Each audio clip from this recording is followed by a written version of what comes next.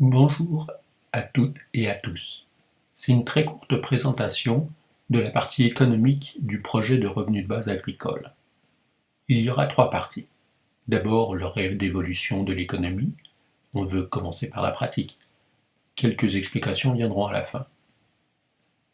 On a les yeux fixés sur la circulaire des bas prix, parce que l'argent manque. On veut voir le producteur, les produits, la qualité de vivre. C'est ce qu'on fait avec l'argent qui compte. On veut aussi passer de l'époque des débuts de l'imprimerie à celle de l'Internet.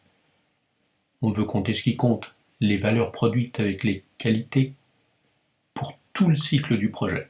On veut rendre systématique le retour d'un revenu de base rassurant. Individuellement, on a besoin d'avoir un revenu de base pour être bien faire, bien interagir. Ensemble, on doit améliorer durablement la qualité de l'environnement et la qualité de vie. Ce projet est un prototype pour cesser de courir après l'argent. Un prototype pour avoir un revenu de base. Des bienfaits, des bienfaisances, la satisfaction des besoins, ça se voit quand on le fait. L'argent doit passer par tout le monde, de façon simple, prévisible, mesurable. On veut utiliser l'effet de la circulation de l'argent pour avoir la possibilité de choisir et de bien faire. On commence par la pratique. Étienne, producteur de paniers bio, fait des heures sans compter. Du travail bien fait, mais avec un revenu insuffisant. Le panier doit passer à 333 $ pour lui et rester à 300 $ pour ses clients. 300 $ ordinaires et 33 $ bienfaisants donnés pour bien faire. 33 $ pas ordinaires. Les 300 $ ordinaires, c'est pas assez pour un revenu décent, pour bien produire et prendre soin de l'environnement.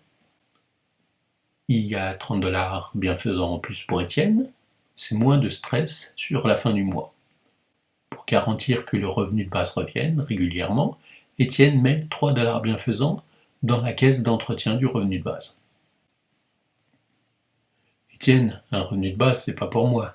Voilà 333 $ pour ton panier. Merci, à l'année prochaine. Bonjour Étienne, 33 $ bienfaisants, merci, c'est mon revenu de base. Je paye moins, tu reçois plus. Qu'est-ce que je dois faire pour que les 33 $ bienfaisants reviennent l'année prochaine?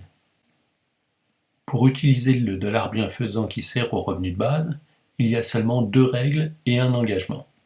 Première règle, on fait une vente, on reçoit des dollars bienfaisants, on retourne immédiatement 10% des dollars bienfaisants vers le revenu de base. Deuxième règle, les dollars bienfaisants qu'on n'utilise pas sont renvoyés au revenu de base. L'engagement, c'est d'utiliser les dollars bienveillants pour acheter des biens bien faits et des services bienveillants dans l'économie locale. Si ce n'est pas local, on paye en dollars ordinaires. En pratique, les biens et les services, c'est un mix local-pas local. On paye la partie locale avec le dollar bienfaisant et le reste en dollars ordinaires. Avec les dollars bienfaisants, on peut vendre, acheter ou bénévole donner. Il y a un carnet pour suivre les comptes.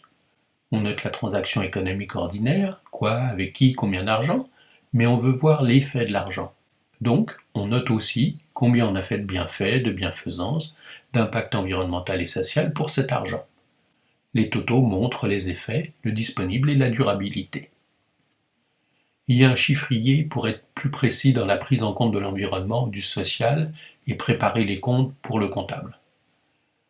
Le dollar bienfaisant dans un logiciel comptable, c'est comme un compte de banque avec virement automatique vers le revenu de base. La prise en compte de l'impact environnemental et social, des externalités et de la circularité nécessite une adaptation des comptes informatiques. La circularité économique du projet crée plus de profits pour tous. On peut co-construire des cycles de bien vivre durablement par projet, inter-entreprise. La complexité de l'ensemble économique, c'est l'affaire de spécialistes. La pratique d'économie locale avec revenu de base est simple et à portée de chacun. Les 2 règles et l'engagement sont une nécessité qu'il faut bien comprendre. Les 2 règles sont aussi vieilles que l'utilisation d'un grenier pour garantir qu'on mangera l'année suivante et pour longtemps. Le 10% des dollars bienfaisants qui reviennent au revenu de base c'est le remplissage du grenier au fur et à mesure des récoltes de l'argent des ventes. De façon cyclique, il faut faire le rangement et le nettoyage du grenier pour garantir qu'on n'aura pas de problème. C'est le moment du partage des restes inutilisés. C'est mathématique. La réduction d'une perte est une perte. L'environnement et la qualité de vie sont automatiquement réduits. Le gain pris à l'autre est aussi une perte pour tous. C'est l'équilibre entre les revenus et les dépenses qui procure le plus de biens et de services, pour chacun et pour tous.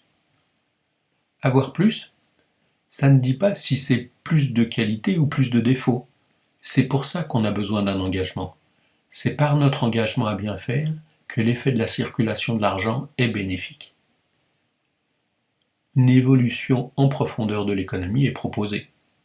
L'argent devient un bien commun, disponible pour bien faire, entretenir, protéger, etc.